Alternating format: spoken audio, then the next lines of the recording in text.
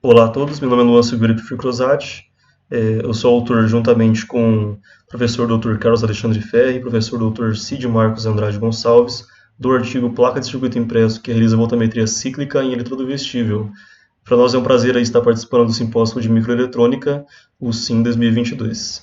Bom, então a problemática inicial do artigo foram alguns dados levantados em relação à diabetes, que é o principal objetivo aqui de estudo seria em relação à diabetes, em como atuar na prevenção, como a gente vai atuar no controle da diabetes mellitus. A gente vai atuar nisso utilizando aí um dispositivo para mensurar a glicose, que seria um biosensor. Então temos os primeiros dados que a diabetes se envolve no meio dessas doenças cardiovasculares, câncer, doenças respiratórias, que 71% das mortes do mundo foram ocasionadas por essas doenças. E no Brasil, temos um número absurdo, aí, 1.829.779 internações no SUS foram causadas pela diabetes, juntamente com a obesidade e hipertensão aqui no Brasil, isso no ano 2018, tá? Dados levantados aí do SUS. Então a gente precisa atuar na prevenção e controle da diabetes mellitus para esses números não alavancarem ao longo do tempo. E com isso, existem novas soluções para esses problemas, novas soluções em relação também a custo-benefício que você pode ter num dispositivo desse, porque muitas vezes desses dispositivos que têm esse benefício de ser vestível, de analisar em tempo real a glicose, tem um custo elevado, então pesquisas novas para estudarem novos materiais, novos tipos de circuitos integrados também para esses circuitos precisam ser estudados para a gente conseguir diminuir esse custo e ficar mais acessível à sociedade como um todo. Então, os biosensores, para quem não conhece esse dispositivo, ele realiza a leitura ou quantificação de determinado composto biológico. Ele pode também identificar, por exemplo, só se existe um composto ou não. Que no caso, por exemplo, ele pode identificar se existe uma bactéria ou não em um certo alimento. Então, a gente tem um esquema dele, que esse esquema é um esquema geral. Tá? Claro que existem outras etapas, mas de modo geral é assim que um biosensor funciona. Então, a gente tem um analito, que é uma substância que a gente quer encontrar a concentração dela, e vai ter um biorreceptor depois dele. O analito se encontra com o biorreceptor. O biorreceptor ele é algo específico para esse analito, como se fosse uma enzima. Então, no caso da glicose, existe a enzima glicose oxidase, que ela somente se acopla, na maioria das soluções, à glicose. Então, acontece esse acoplamento, o estímulo vai acontecer, que esse estímulo pode ser, por exemplo, no nosso caso aqui, o transdutor ele vai traduzir em uma corrente elétrica, em um aumento de corrente elétrica, isso vai para um processo de amplificação, para um conversor analógico digital, e aí sim leva para um controle para a gente conseguir observar essa concentração da substância. E no que tem a eletroquímica em relação a isso? Então, o biosensor desse tipo que eu citei para vocês anteriormente, ele é um biosensor eletroquímico amperométrico. E por que eletroquímico? Porque existem métodos da área da eletroquímica que envolvem essa questão de a gente conseguir descobrir qual a concentração dessa substância e se existe a substância nessa solução. Então existe a voltametria cíclica, que é um método, e também a cronoamperometria, que a gente não focou tanto assim nessa pesquisa, e focamos mais na voltametria cíclica. Existe a utilização de sensores vestíveis para essas aplicações, por quê? Porque atualmente está na vanguarda hoje dos equipamentos em relação a biosensores nessa parte da glicose, em fazer um equipamento vestível que você consiga amostrar essa glicose em tempo real. Então, o circuito integrado, que é o responsável por essa amostra, de conseguir enviar tensão, conseguir fazer esses métodos de voltametria cíclica, também da cronoamperometria, é um potenciostato, que é o nosso circuito integrado LMP 91000, produzido pela Texas Instruments. Então, ele vai desempenhar esse papel de um potenciostato, que vai realizar esses nossos métodos eletroquímicos, e ele tem essa cara aí da segunda foto.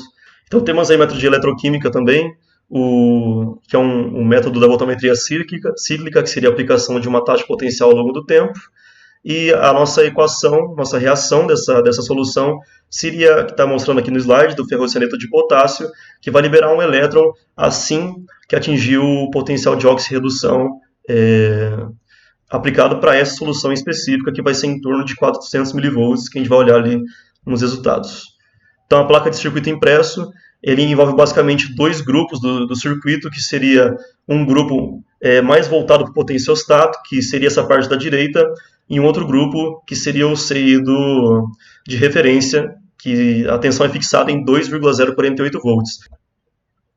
Bom, no firmware, nosso código aí que vai ser aplicado, nós temos a inicialização das bibliotecas, que é o wire.h, que ela inicializa essa questão da comunicação em 2C, e temos a biblioteca LMP 91000 produzida pelo Linus Lab. Eu cito em relação à biblioteca produzida, ela tem código aberto hoje no GitHub, e também o código que eu produzi está no meu repositório do projeto. Então, ocorre esse início das bibliotecas, a gente tem que iniciar a comunicação em 2C, parametrizando ali alguns registradores.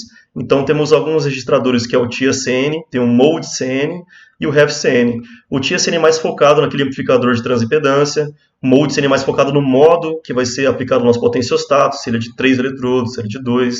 Temos também a parte do REF-CN, que é mais a parte da tensão de referência, da polarização, que vai ser aplicada.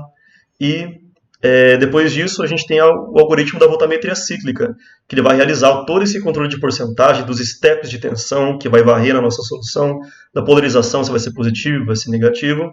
E aí sim, no final, temos a saída, que seria o cálculo da corrente, que é a tensão que a gente está lendo ali na porta analógica, menos tensão de referência, isso multiplicado 10 a sexta, porque nós queremos uma leitura em microampere, sobre a resistência de transimpedância, que isso pode ser definido dentro da nossa interface 2C. Dentro dos ensaios eletroquímicos, desenvolvi um suporte para o eletrodo, isso utilizando o FreeCAD para modelar em 3D e impresso no material de filamento PLA. Foi realizada soluções de ferroxilado de potássio de 6 mmol a 12 mmol e alguns testes com diferentes taxas de escaneamento. Então, teve teste com 27 mV por segundo, teve teste ali com 40 mV por segundo, e também teve outro teste com 82 mV por segundo. E o número de ciclos para voltametria foram 24 ciclos para cada amostra e taxa diferente. Então temos algumas fotos aí do suporte e também do circuito já finalizado. Então esse é o gráfico de saída que foi obtido da voltametria cíclica, e é possível observar esse pico de corrente que acontece ali em torno de 400 mV para essas diferentes soluções de 12 mmol, 10 mmol, 8 mmol e 6 mmol. Essas correntes nesse pico, por exemplo, elas tendem a ser linear para cada concentração. Então esse gráfico mostra esse comportamento. Então esse comportamento ele tinha que ser observado para conseguir validar o comportamento do circuito. O comportamento ideal seria a nossa relação R² C igual a 1, só que como não existe idealidade na eletrônica, ele chegou ali em 0.9795. Então foi um resultado satisfatório para a pesquisa, e esse aqui seria o resultado principal do artigo. E também tem um resultado aí que foi observado que conforme a taxa de escaneamento aumenta também a corrente observada na saída do nosso potenciostato. Bom, em relação à conclusão, ele vai desempenhar a função principal de teste de voltametria cíclica, ele consegue observar esses valores de tensão, consegue observar que acontece a reação, e também a gente consegue observar essa relação de linearidade entre correntes de pico e também de diferentes concentrações.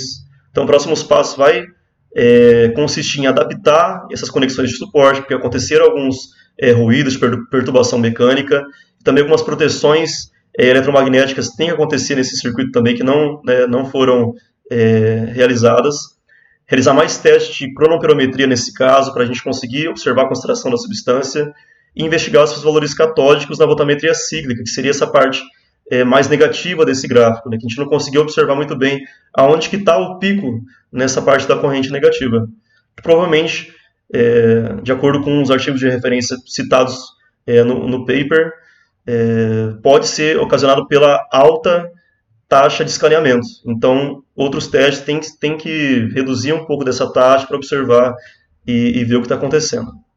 Então, queria agradecer o Departamento de Engenharia Química da Universidade Estadual de Maringá pelo suporte, pelo local também para fazer os testes, ao CNPq pelo financiamento do projeto, professores e funcionários do DEC, em especial a Marilene, que auxiliou em alguns testes ali, e alguns pesquisadores que, ao longo do caminho da pesquisa, que auxiliaram, Helena Bozelli, da UIC, da Universidade de Chicago, e também o Rogério Nespolo, um antigo estudante da UEM, que hoje está na UIC também, que auxiliou em alguns passos da pesquisa. Então, é isso, gente. Muito obrigado.